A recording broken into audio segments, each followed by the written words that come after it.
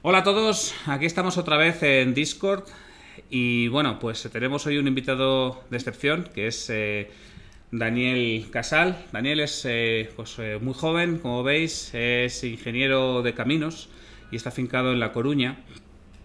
Pero bueno, a pesar de que sea muy joven, yo puedo decir que tiene bastante experiencia en la numismática. Daniel y yo nos hemos visto nada más una vez personalmente, pero llevamos en contacto muchos años, desde que Daniel era niño y yo joven. Y bueno, pues entre otras cosas, Daniel ha escrito un libro sobre la ceca de Jubia, o es coautor de este libro. Yo le considero una de las personas más expertas que hay sobre la ceca de Jubia y para esto nos va a venir a hablar. La ceca de Jubia es una ceca bastante desconocida, pero no por ello menos interesante y bueno, es claramente parte de la historia de la numismática española y más concretamente parte de la numismática gallega. Dani, te dejo todo tuyo para que empieces cuando quieras. Pues bueno, muy buenas tardes a todos. Muchas gracias especialmente a Adolfo por la invitación a participar en la reunión. En los próximos minutos expondré la ceca de Jubia. En primer lugar, haré una breve introducción histórica con la intención pues, de no aburrir a nadie y después nos centraremos en las emisiones monetarias de estos reales establecimientos. Comparto aquí la pantalla con la presentación. Decidme si se ve, por favor. Sin Sí, problema. sí, se ve. Sin problema. Sin problema. Bueno, empezamos entonces.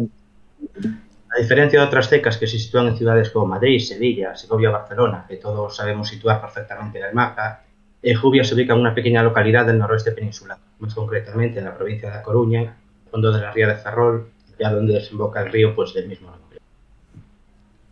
Para poder entender por qué se ha escogido Jubia como lugar idóneo para instalar una ceca y por qué se ha empleado el sistema de acuñación a molinos hidráulicos, es necesario pues, conocer la historia de los reales establecimientos de Jubia. En el siglo XVIII, el científico Daniel Bernoulli estudia la resistencia al avance de los navíos. Pocos años más tarde, el brillante matemático Leonard Euler publica su obra Scientia Navalis, y poco a poco la construcción de buques deja de ser un oficio artesanal que se transmite de padres a hijos para convertirse en una operación técnicamente calculada. Las grandes potencias europeas no son ajenas a estas corrientes y países como Francia o Reino Unido comienzan a forrar sus buques con planchas de cobre, con el doble objetivo de aumentar la velocidad, mejorar la maniobrabilidad y además pues mejora la vida útil de los navíos. La Secretaría de Marina en España no es ajena a estos avances y deja a varios científicos como Jorge Juan o Eugenio Izquierdo a realizar viajes por Europa que terminarán convirtiéndose en una operación de espionaje industrial. Estas personas visitarán fundiciones en Francia o astilleros en Inglaterra y en su regreso a España se propondrá la creación de una fábrica nacional de cobrería que tenga por objeto surtir a la Marina de todos aquellos efectos de cobre que se necesiten. Esta fábrica deberá situarse cerca de los astilleros de Ferrol, a la vez que en sus proximidades deberá existir un río con un caudal grande o considerable y estable durante los meses de estiaje.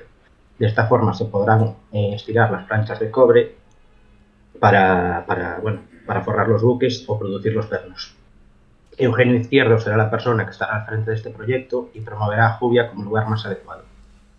Las obras comienzan en el año 1790 y el inicio de las labores de la cobrería tendrá lugar en el año 1803. Como podemos ver, pues es un periodo bastante dilatado debido a constantes tensiones en la construcción de los edificios.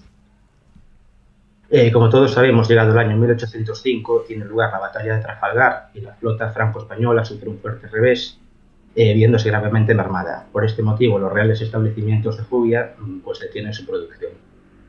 Ya en el año 1809, en plena guerra de la independencia, la Junta Suprema de Armamento y Defensa de Galicia decide aprovechar el complejo industrial de Jubia para crear una fábrica de fusiles y bayonetas. Sin embargo, el establecimiento pues, permanecerá activo durante unos pocos meses. Más tarde, todavía dentro de la Guerra de la Independencia, las Cortes de Cádiz comienzan a deliberar sobre la conveniencia de crear una fábrica de moneda menuda o moneda de cobre. Conviene recordar que por aquel entonces Segovia se hallaba en manos del ejército francés y estaba acuñando moneda a nombre de José I. Es aquí cuando el diputado por Galicia, José Alonso López, interviene en las Cortes destacando la existencia de los reales establecimientos de Jubia, que ya contaban por aquel entonces con experiencia en la elaboración de elementos de cobre destacando la existencia de las fundiciones, de los hornos de afino, de los laminadores, etc. Este proyecto sale adelante y se nombra nuevo superintendente de la ceca a Nicolás Lamas, que había sido el prefecto segundo de Sevilla. Poco después, desde Cádiz, zarpa el bergantín Concordia, en el que viajan parte de los operarios y el material para la nueva ceca. Las acuñaciones comienzan probablemente en la primavera de 1812, aunque no se conoce de forma exacta. Si bien es cierto que existe una rarísima acuñación de 8 maravedís con fecha de 1811, se cree que estas monedas pues, probablemente hayan sido las primerísimas pruebas o bien se hayan acuñado en 1812 con un cuño del año anterior. En los años siguientes se produce un aumento sostenido de la producción hasta que en el año 1819 se retoman las labores de cobrería que, como hemos visto, estaban detenidas desde el año 1805.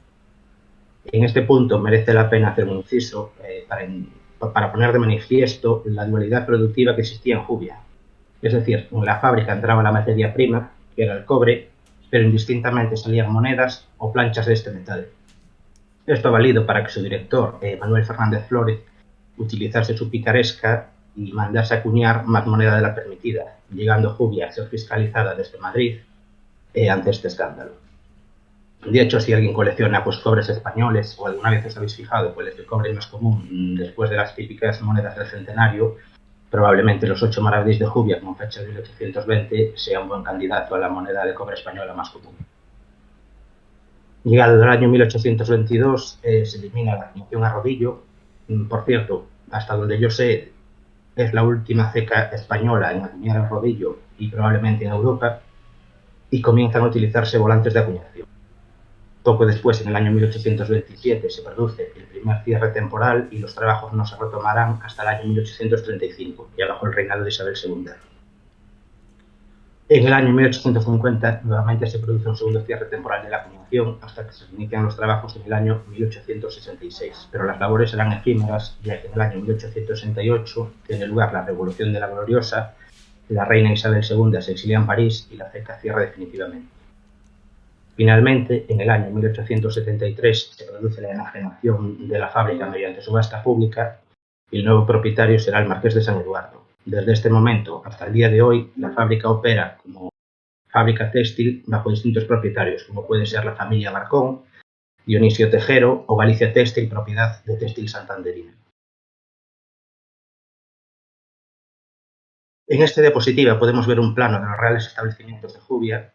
Como se puede ver, la fábrica pues sigue el modelo típico de las fábricas de la Ilustración, donde todo está muy integrado. A la izquierda tenemos el canal por el que llega el agua a los laminadores. A continuación están los talleres de fundición y tenemos después en el medio la casa de la dirección, rodeada de jardines, junto a varios edificios para albergar pues, viviendas de los operarios. Además, como podéis ver, pues hay un espacio destinado a huertas. Aquí tenemos la presa y la casa de compuertas, que todavía se conservan. Es quizás los únicos elementos que se conservan a día de hoy junto a unos poquísimos edificios y una capilla.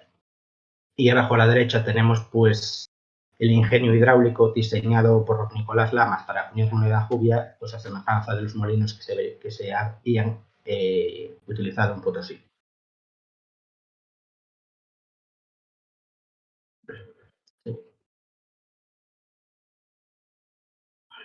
Ya centrándonos en la producción monetaria, podemos diferenciar los reinados de Fernando VII y de su hija Isabel II.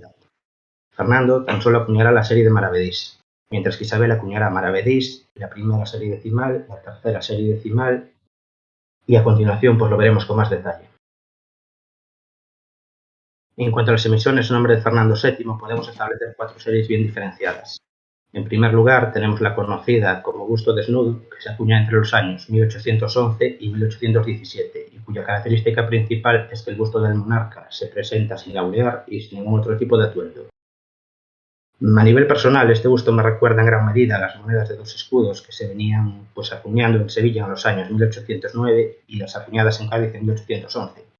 Conviene además recordar pues, que parte del material y los precios que la ceca de Jubia habían llegado desde la ceca de Cádiz, precisamente. La segunda serie es la tradicionalmente conocida como Busto Laureado, que se elaborará entre los años 1817 y 1821. El motivo de la existencia de esta serie es la jubilación del grabador Antonio Carpio y la llegada a Jubia del nuevo grabador Agustín Cepeda. Desde este momento, las monedas quedan tipológicamente unificadas con las que se venían labrando en Segovia, es decir, aunque los bustos no son iguales, el monarca se representa mediante un busto laureado. La tercera serie es consecuencia directa del pronunciamiento de riego que había tenido lugar en el año 1820, a través del cual se recupera la Constitución del año 1812. En estas monedas se utiliza el conocido como busto cabezón diseñado por Félix Salgado, y la leyenda muestra a Fernando VII como un rey constitucional. Esta serie tan solo se acuñará con el valor de 8 maravedís. Finalmente, la cuarta serie es fiel reflejo de la vuelta al absolutismo y la llegada de la década ominosa. Aunque se mantiene el busto cabezón, la leyenda naturalmente vuelve a ser absolutista. Existen dos medallas acuñadas bajo el reinado de Fernando VII que podrían atribuirse a Jubia, aunque no se sabe a ciencia cierta. La primera de ellas se corresponde con la proclamación de la Constitución de Cádiz de 1812 en Ferrol. Se trata de una medalla rarísima de la que se conocen como mucho 2 o 3 ejemplares, y algunos historiadores locales, como Leandro Saralegui, la han atribuido a Jubia ya hace más de un siglo. Sin embargo, no tenemos, pero nuevamente pues se desconoce tanto documentación relativa a la misma como su paradero. De hecho, como podéis comprobar, pues la fotografía que tenemos es de una calidad bastante menor. En relación a las acuñaciones de Isabel II, nuevamente se pueden distinguir 4 series. La primera de ellas tiene un claro carácter continuista con las monedas que venía elaborando su padre, y en ella se muestra a la reina como monarca absoluta. Tan solo se acuñan entre los años 1835 y 1836. El único valor en el que se acuñan son los 8 maravedís. La segunda serie tiene claro carácter continuista con la anterior a nivel tipológico. Sin embargo, pues es consecuencia del motín de la granja de San Ildefonso que había tenido lugar en agosto de 1836. Debido a este suceso, pues la reina regente se vio obligada a restablecer la Constitución de Cádiz de 1812 y, como bien decía, la tipología se mantiene, pero la leyenda se vuelve constitucional. La siguiente pues se corresponde con la acuñación de las 5 décimas o medio real, que viene a pertenecer al primer sistema decimal. Se trata de una moneda bastante escasa, especialmente en altas calidades, y tan solo se acuña durante unos meses. Finalmente tenemos la última serie, que corresponde con el tercer sistema decimal acuñado por el contratista francés Oesker, Mesdac y Cía, y se emiten los valores de medio céntimo de escudo, 1 céntimo de escudo, 2,5 céntimos de escudo y 5 céntimos de escudo. Durante el reinado de Isabel II nuevamente se acuñan medallas, que en este caso sí pueden atribuirse claramente a Jubia. La primera de ellas corresponde con la proclamación de la mayoría de edad de Isabel en Ferrol.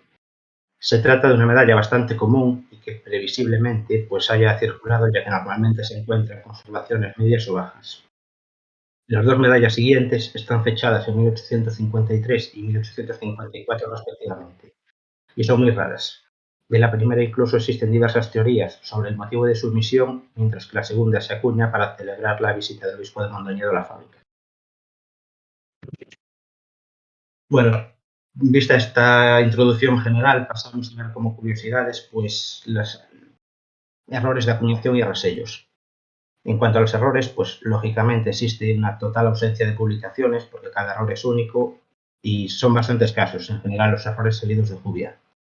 De los resellos pues ocurre un poquito lo mismo, aunque son más comunes, están poco estudiados, generalmente pues existen grandes dificultades para su correcta atribución porque generalmente pues son las iniciales del particular o un símbolo, y actualmente pues es bastante complicado detectar falsificaciones, ya que por lo general pues son ejemplares únicos y pues resulta muy atractivo, además de los financieros, pues marcar una moneda con un símbolo, con letras, pues lamentablemente para engañar al coleccionista.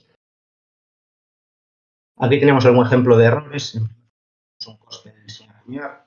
probablemente de la serie de busto desnudo entre 1811 y 1817. A continuación tenemos una moneda muy curiosa de 8 maravedís de 1820, donde podemos ver que en el reverso, grabado fuera de la gráfila, se ve un 11. Esto, pues, a mi forma de ver, o según mi teoría, se trata de algún tipo de identificación para numerar los rodillos, al igual que se hacía en la ceca de Segovia en los años de los Austrias. Y finalmente tenemos una moneda de 2 maravedís con simplemente un anverso acuñado, ya de la época de la acuñación a volante. En cuanto a Isabel II, pues el error más común que se produce seguramente sean las monedas incusas, especialmente en la tercera serie decimal entre 1866 y 1868.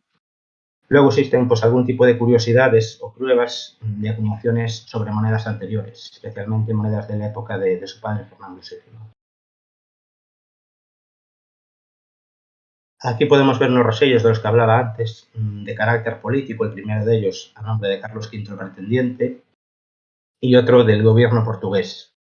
En general existe pues ciertas dudas de la autenticidad de los mismos, especialmente sobre los del gobierno portugués. Aquí tenemos pues unos rosellos particulares sobre monedas de Isabel II y finalmente pasamos a ver una breve introducción a las monedas falsas de época. En general son monedas muy poco estudiadas, bastante abundantes, de la que es complicado encontrar dos ejemplares iguales. En cuanto a las de Fernando VII, pues como digo aquí, su composición química es muy variada, mayoritariamente están fabricadas por fundición o son piezas buriladas y los cantos normalmente son lisos. Las de Isabel II destacan por ser fabricadas mediante acuñación y tienen cantos estriados, es decir, son falsificaciones pues, un poco más elaboradas. Aquí tenemos una representación de las monedas a nombre de Fernando. Como se puede ver, son monedas bien por fundición o buriladas. Y ya digo, podríamos ver cantidad enorme de monedas diferentes. En cuanto a las de Isabel, como comentábamos, son monedas fabricadas normalmente por acuñación. Y bueno, tenemos algún ejemplar curioso como esta pieza burilada o esta con dos reversos. Y esto sería todo por mi parte con la presentación. Bueno, pues muchas gracias, Daniel. Pasamos a ver si te hacemos preguntas. Y aquí viene lo divertido del tema. Yo he apuntado algunas, pero bueno, dejo primero que sean otros los que hagan preguntas. Me gustaría hacer una pregunta, si es posible. Claro, claro. Sí, bien. Es sobre los maravedís de la época del trienio constitucional, el famoso cabezón. Es curioso que ese busto, en las monedas de plata y oro, suele ser entre el 20 y el 23, pero en cambio aquí en Jubia, ese mismo retrato se mantiene hasta 1827, ya plenamente en la década ominosa y en el periodo absolutista. ¿Cómo es eso que mantienen el busto de un periodo que en las otras monedas se retira rápidamente? ¿Se sabe? En general no se sabe porque el archivo interno de la CECA está perdido. Todo lo que se sabe de este periodo es a partir de documentación enviada a Madrid. Este busto se empezó a acuñar tarde, en el año 1822, a diferencia de otras cecas, porque no se utilizó hasta la instalación de los volantes. De aquí en adelante existe un pequeño tira y afloja, especialmente con su director, Manuel Fernández Flórez, y ahí se le pierde un poco la pista. Se cree que se obliga a mantener este busto desde Madrid para mantener unas monedas con una calidad uniforme, ya que los bustos anteriores eran elaborados en Jubia. Es decir, estos, pues las matrices y los punzones son enviados desde Madrid a Jubia. Son monedas muy raras. Yo he intentado siempre adquirir una y no la he visto ni una sola vez en subastas. La del cabezón en cobre. Son rarísimas. Bueno, Sí, di, Dani. no, voy a comentar, las del cabezón en valores de 8 maravedís son más o menos frecuentes. Complicadas son calidades altas. Las que son raras son especialmente las de 4 maravedís. Yo aquí te quería hacer una pregunta que es que viene hilada, ¿no? O sea, a mí la verdad es que la ceca de Jubia siempre me ha sorprendido porque es como poner una ceca en el lugar más apartado de toda España. O sea, es el lugar donde probablemente menos control pudiese haber desde Madrid. Entonces tener ahí una casa de moneda, claro, luego te quejas de que te la lían. Pues normal, ¿cómo te la van a haber liado? ¿No? Si es que justo la has puesto donde más difícil acceso tienes. Pero bueno, son cosas que pasan. Pero aquí la pregunta que viene hilado con esto mismo es que en estos primeros bustos yo veo muchísima variedad de los grabados de Fernando VII. Cosa que en Madrid, pues ya te digamos, había Madrid y Segovia, ¿no? Había unos bustos ya muy establecidos y muy uniformes. En cambio, en Jubia hay una variedad de arte brutal. Nadie ponía un poco de orden a eso. De decir, oiga, haced los bustos, hacerlos como queráis, pero hacerlos siempre igual.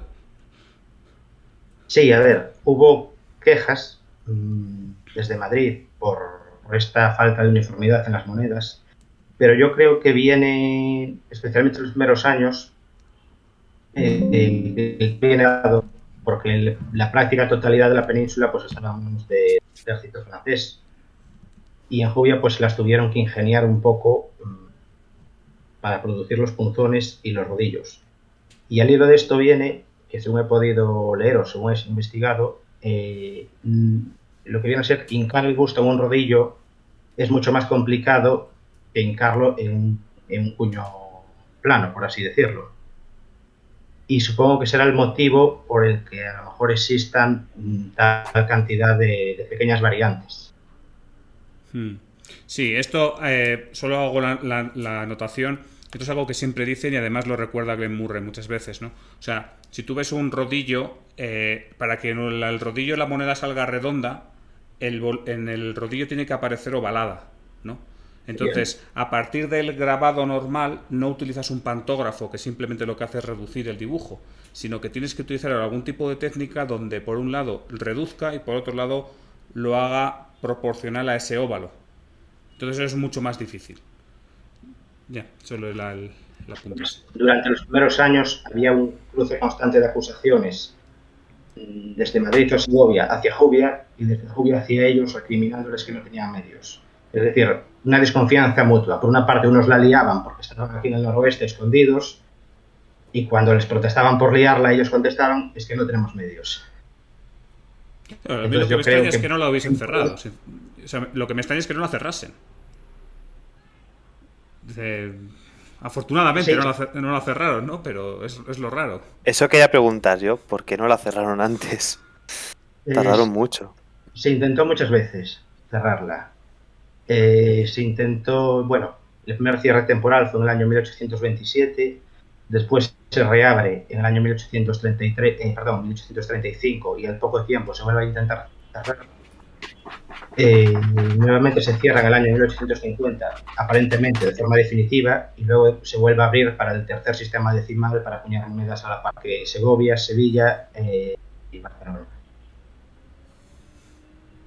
Existe bastante literatura sobre este tema de los posibles cierres, incluso pues existen escritos de la época anónimos dando un poco razones o motivos por los que se cree conveniente que la ceca siga en activo. Hombre, llevar la moneda desde el centro hasta allá arriba, como ha dicho Adolfo, es complicado porque es un acceso bastante difícil. Sin embargo, llevar el cobre o el material sí es posible por el mar, a Ferrol. Claro. Puede ser esa la razón. Porque no, es que, claro, no, porque no era una ceca que solamente surtiese a Galicia. O sea, si fuese así, las emisiones serían muy pequeñitas para simplemente surtirlos de manera local. Bueno, Daniel seguro que sabe mejor, pero... Sí, a ver, existe documentación donde se habla sobre el coste de transportar el cobre desde las minas de Río Tinto a la ceca de Segovia y hasta la ceca de Jubia. Hasta Segovia, lógicamente, pues se transportaban carros tirados por bueyes, mientras que hacia Jubia se podía llevar por barco. Entonces, aparentemente, según esta documentación, salía más barato llevar el cobre a Jubia que al centro de la península.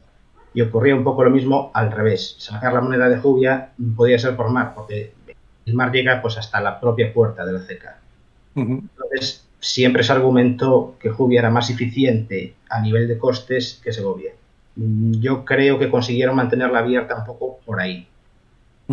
Pero ya digo, el archivo interno de la CECA está perdida y todo lo que sabemos es a partir de cartas que enviaran a Madrid o de informes históricos. ¿El cobre venía de Río Tinto o venía de Suecia?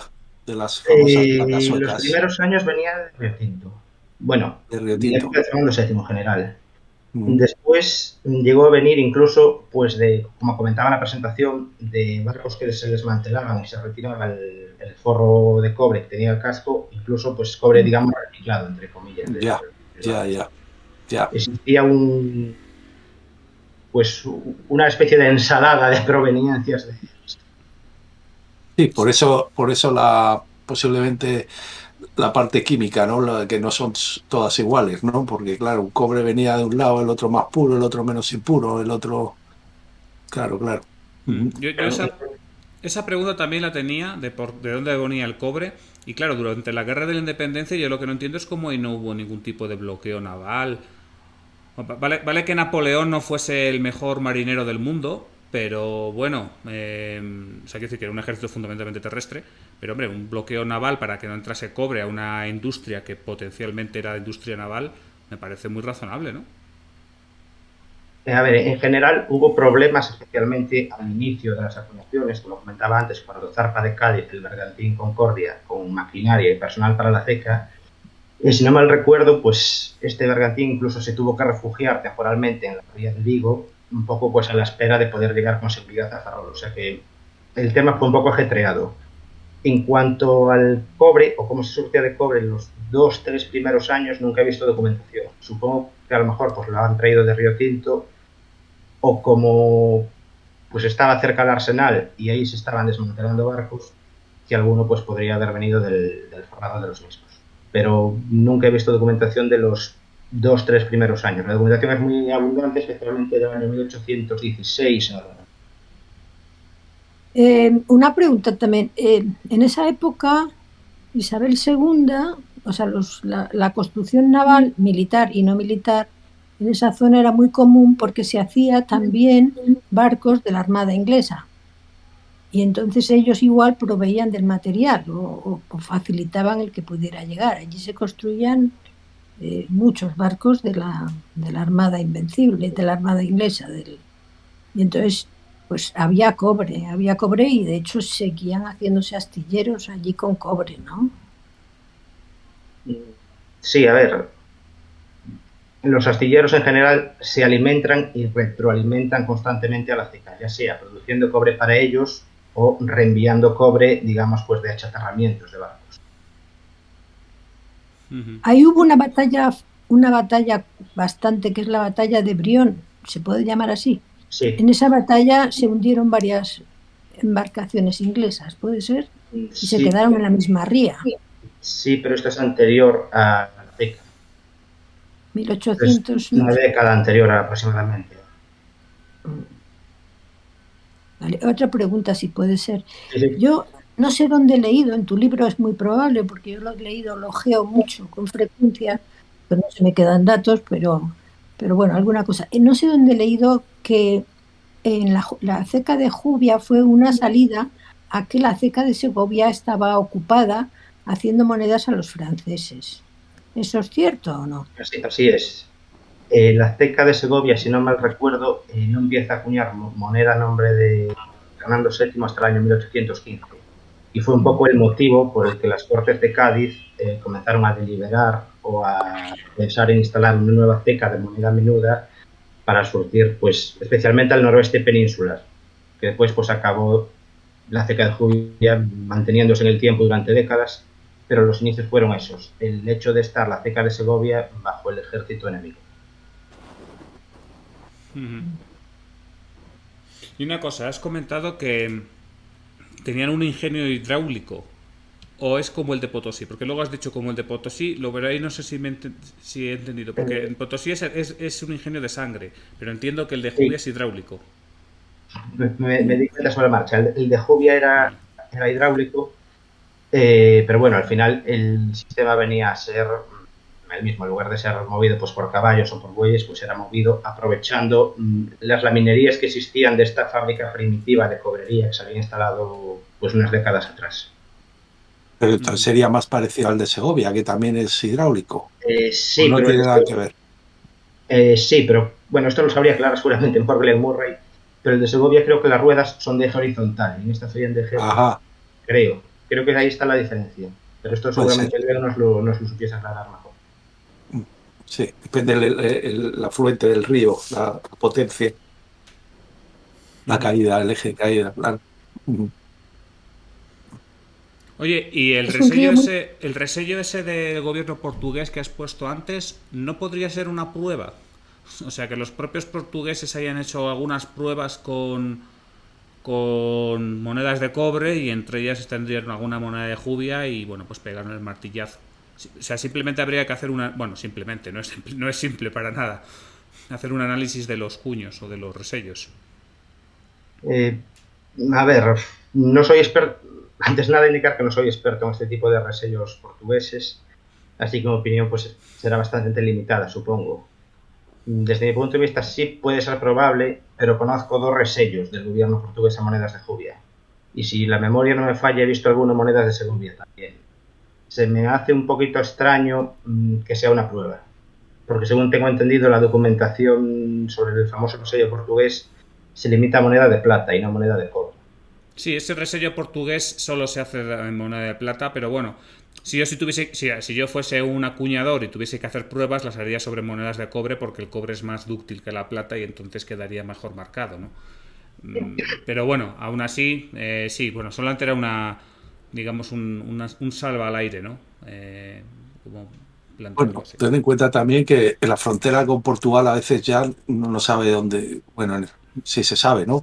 El Tui para acá, el Tui para allá, pero el comercio es tan grande en esa parte de Galicia, aunque Ferrol y Xuvia no está tan cerca, pero bueno, parte de Vigo y tal, que bueno, igual se podían acuñar simplemente para tener moneda circulando que valga en los dos lados. No, porque esos resellos no se ¿no? acuñaron en cobre. Esos resellos no fueron para plata. Ya, puede ser, es verdad, tienes razón. Claro, por eso comentaba Adolfo que puede ser una prueba, solo para ver que era más dúctil y luego usarlo en la plata, ¿no?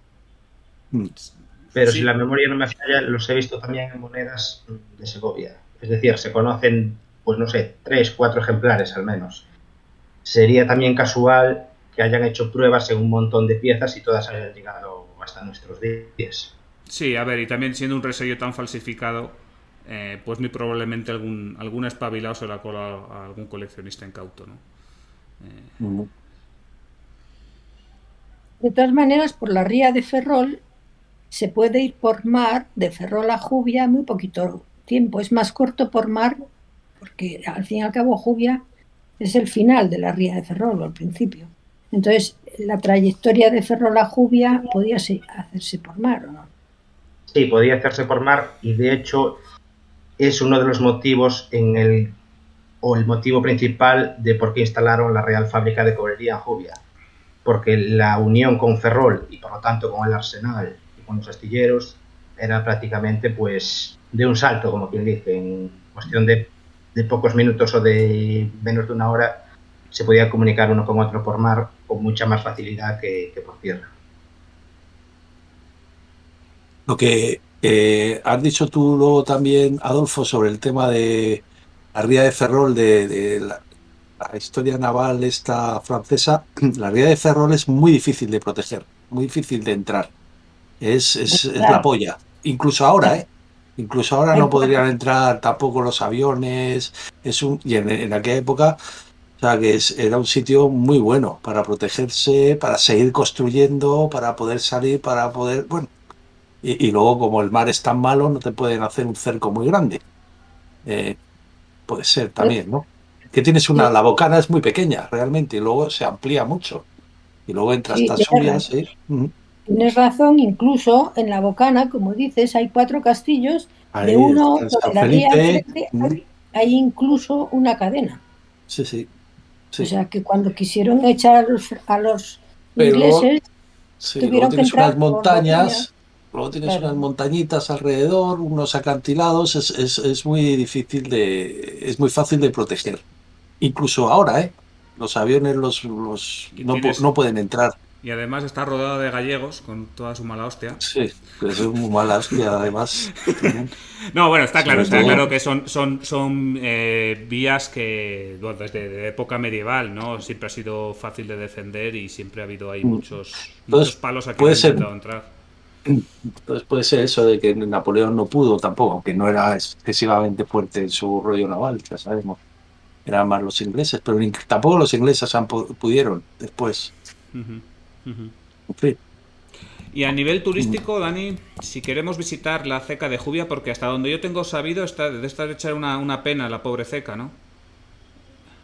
Así es, como comentaba antes la presentación, a día de hoy es una fábrica textil y bueno, está cerrado a cal y canto, por así decirlo. El acceso a lo que bueno, los poquitos edificios que se conserva y una capilla es imposible porque es una propiedad privada. Por la parte de la presa sí se puede acceder a uno de los estribos de la presa y desde ahí hay unas escaleras que bajan al río. Desde estas escaleras sí se ve la casa de compuertas y el arranque del canal, que son las fotos que ponía antes la presentación. Pero bueno, al final es muy, muy limitado la parte que puedes ver de la antigua. Ujú. ¿Y para acceder ahí, desde qué municipio se va?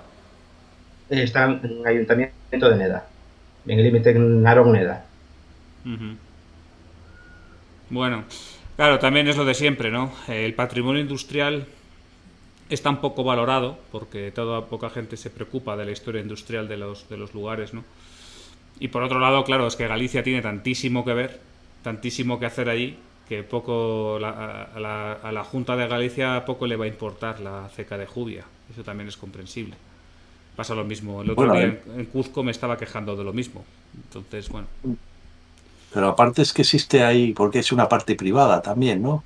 Sí, sí, todo lo que Claro, es la entonces, antigua ceca, que es una extensión inmensa, tiene para atrás pues incluso monte, corresponde, bueno, es propiedad actualmente de Galicia Textil, que es una división de Textil Santanderina, y es, como digo, una fábrica que, claro, si ellos no quieren invertir, no puedes Ya hacer bueno, nada. pero también se puede declarar un monumento como BIC y que se obligue a la inversión o la cofinanciación de la inversión público-privada. O sea, eso se ha hecho en otros entornos. Ha habido Sí, abadías eso también es privadas, ha habido cierto. castillos Mm, privados, ¿no?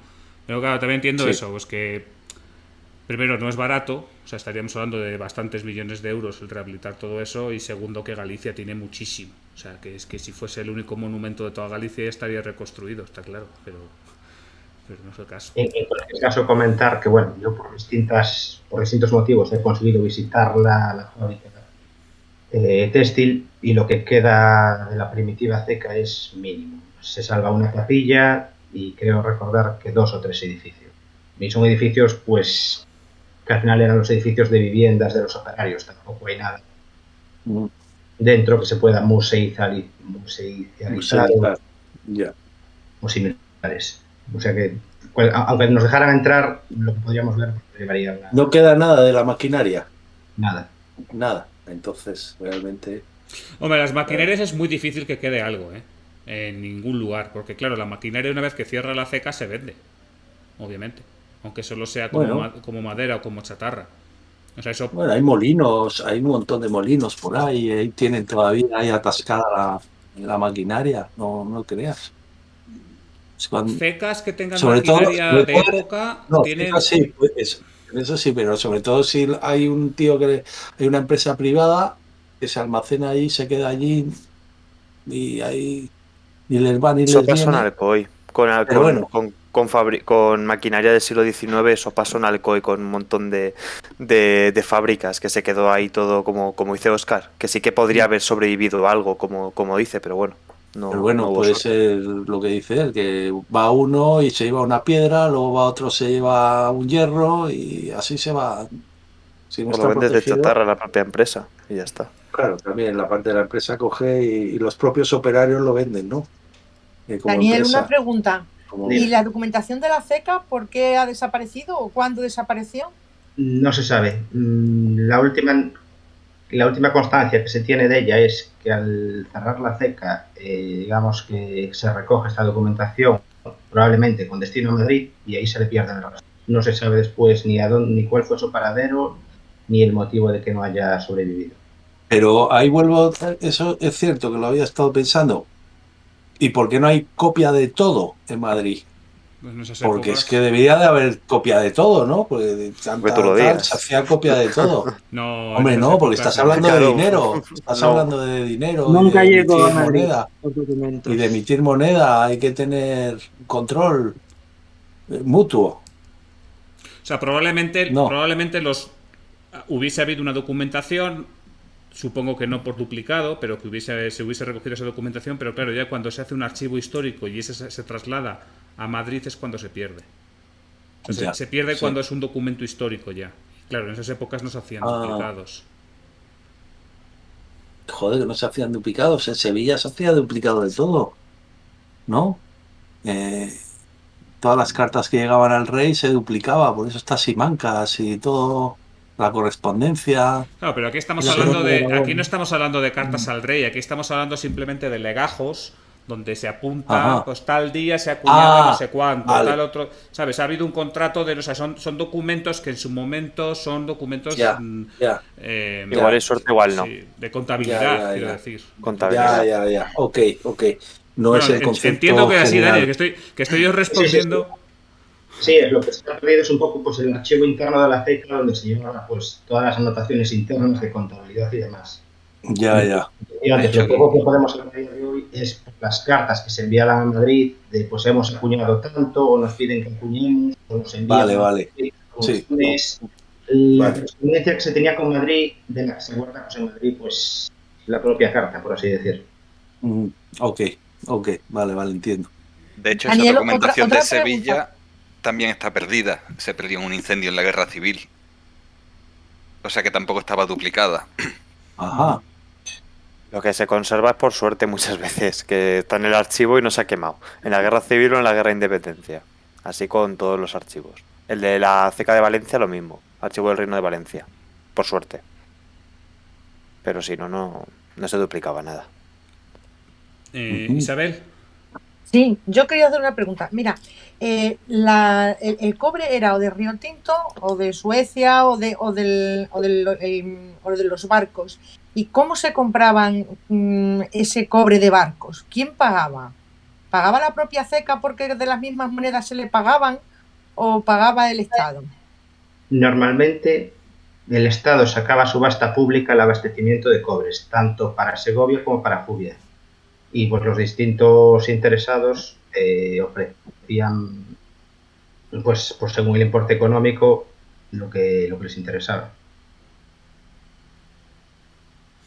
O sea, O sea, que pagaba el Estado. O sea, Sí. no. Vale. A ver, vuelvo a lo de antes. En los primeros años no conozco documentación de cómo se abastecían de cobre y ahí no sé exactamente cómo se pagaba. Más adelante era, pues lo viene a ser ahora como una licitación pública. El Estado sacaba a concurso el abastecimiento de cobre para las cecas de Segovia y de Jubia y cada pues persona pues ofertaba en función de sus intereses. Claro, porque hay que entender también que en esas épocas ya las cecas no eran privadas, ¿no? O sea, entiendo que esto sería una empresa, lo que hoy en día llamaríamos una empresa pública. Efectivamente.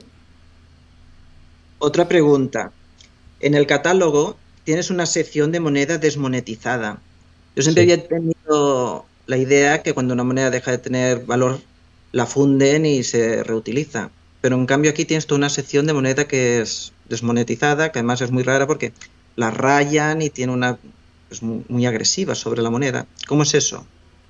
Sí, a ver, la historia de esto es que es cuando se acuña el tercer sistema decimal, que son las monedas entre 1866 y 1868, el Estado da permiso al contratista francés Huescar, Mesdac y Cía, que tiene un nombre de pronunciación un tanto complicado, para sacar estas monedas fuera del país, desmonetizarlas y fundirlas, ya que estos cospeles, si no mal recuerdo, se fabricaban en Francia y se enviaban luego a España para ser acuñados.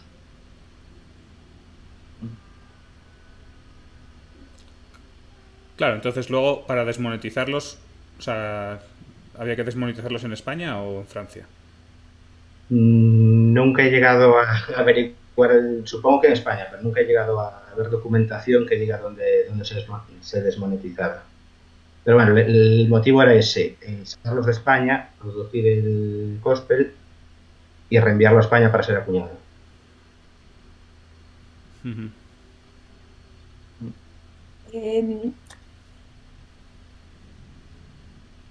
sí, yo me di un paseo por Ferrol, intenté ver la casa numismática o el archivo numismático ferrolano, no sé cómo se llama, pero está en la calle Madalena. Y Sí, entré allí y me llamó la atención que no tienen monedas.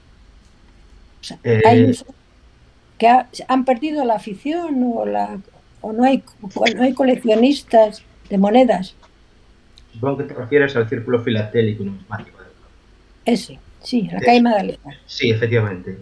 A ver, originalmente pues era una asociación filatélica.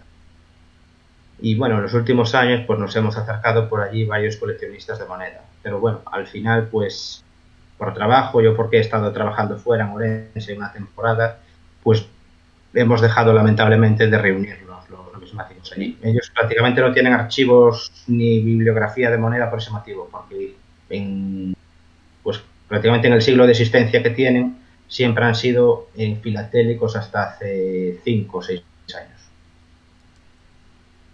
Pero hay que decir que en Galicia hay muchísima afición a la numismática. Yo diría que es la zona de España donde más afición hay. O especialmente en Vigo y... Bueno, quizá en Vigo, ¿no? O sea, donde más hay. Bueno, Así que... Ferrol es una ciudad de la época de Carlos III, con edificios de Carlos III. Entonces, no se entiende tampoco que no les guste la historia de la moneda. No sé, les gusta la historia de los sellos, pero yo creo que se os echa de menos, Dani. Sí, sí, pero bueno, al final pues por trabajo y porque he estado trabajando fuera yo lamentablemente no he podido pasarme por allí. Ahí Y un poco... editasteis una revista, ¿verdad? Sí, editamos 2 números, si no mal recuerdo. Sí, Pero sí. bueno, al final estas cosas requieren mucho trabajo, pues estar un poco pendientes de patrocinadores, ayudas o subvenciones para sacarla adelante, porque sacar ese impreso a color pues será un dinero importante. Y bueno, un poco por una cosa y por otra pues se ha quedado ahí en el tintero la siguiente edición. Una pena, porque la verdad es que escribió Antonio Roma, escribiste tú, escribió Pablo Núñez, me refiero. O sea, Sí. había buenos artículos. Bueno, a ver si se puede retomar en algún momento. Se intentará. Es un proyecto bonito, pero cuesta bastante tiempo y económicamente es complicado de mantener. Ujú. Al menos si no hay apoyo de instituciones o empresas que patrocinen. Pero ahora casi todo es digital. Casi todas las revistas Sí. son digitales. Es mucho más económico, requieren tiempo y diseño, pero ya no es el coste del papel y su distribución. Sí, un montón de asociaciones hispanoamericanas lo que hacen es eso, hacer una revista y luego la distribuyen online. Luego, claro, el problema siempre es el continuismo, ¿no? La continuidad, porque siempre hay alguien que lo toma con ganas, convence a sus 8 o 10 amigos de que escriben un articulillo cada uno, pero luego ya al conseguir que cada 3 meses se pueda hacer un número, pues es complicado.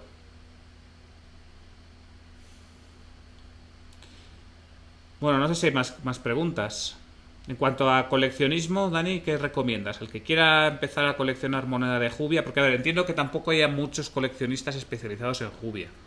Yo supongo que sea más bien alguien pues que a lo mejor le gusta Fernando VII o bueno, la moneda del siglo XIX, Isabel II, y que, bueno, pues igual que colecciona Segovia o Madrid o Sevilla, pues también colecciona Jubia, ¿no? Pero ¿qué le dirías a ese coleccionista que quiere comprar alguna moneda de Jubia, así como para tener una representación? Bueno, contestando un poco la primera parte, sí que es cierto que es complicado encontrar gente especializada que solo coleccione Jubia. Yo que colecciono exclusivamente Jubia no conozco a nadie. Después en Galicia conozco a muchos gallegos que tenemos mucha querencia por la moneda propia, que sí coleccionan Jubia con pasión. pero ya digo, es complicado. Luego la colección que sí que es un poco más común, quizás es Isabel II, y por lo tanto ahí sí que entra la parte que le toca de Julia. En cuanto a la recomendación de un poco qué moneda comprar o cómo comprar las monedas, a ver, yo personalmente, por la evolución que todos los coleccionistas tenemos, recomendaría comprar monedas en buena conservación, aunque puedan ser pues a lo mejor más comunes, porque al final todos tenemos la evolución de al principio comprar monedas en calidades medias porque queremos más cantidad que calidad, y al final pues son monedas que no nos terminan satisfaciendo y acabamos un poco pues vendiéndolas para comprar a lo mejor un único ejemplar o una moneda tipo de cada diseño para tener la representación. ¿Y se suelen encontrar chollos de Jubia? ¿O es una ceca muy conocida? Lo digo, o sea, el típico el 4 maravedís rarísimo que aparece ahí en una subasta por correo que no la mira nadie y demás y aparece así a buen precio, o es una ceca que ya la conoce lo suficiente la gente como para que siempre haya pujadores. Sí, a ver, no es que sea común encontrar chollos, pero de cuando en cuando siempre sale alguno, especialmente lotes o, bueno, webs tipo eBay y demás. De hecho, pues conozco a alguno de estos coleccionistas que recientemente han encontrado piezas a buen precio de las raras en numismáticas aquí en Galicia. Pero bueno, sobre todo chollos en variantes raras que buscamos 4 frikis, por así decirlo, o en monedas que son poco conocidas a lo mejor. Si intentamos buscar un chollo de una pieza en flor de cuño, eso ya es imposible.